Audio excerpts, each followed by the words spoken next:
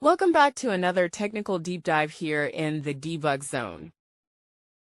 Today we're tackling a big question and breaking it down with insights from other users. Hopefully this clears up some misconceptions and helps you get the answer you need. So buckle up, stay a little curious, and let's jump right in.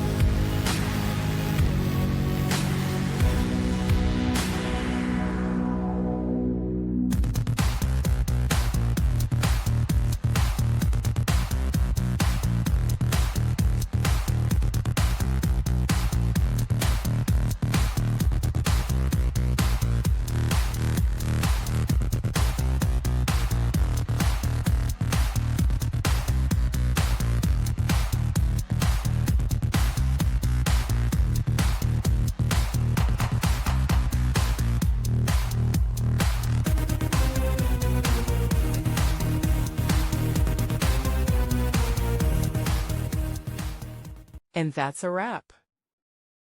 I hope you found the answer you were looking for. If you did, take a second to hit that subscribe button. It really helps out. And let me know in the comments which solution worked best for you. See you next time in the debug zone.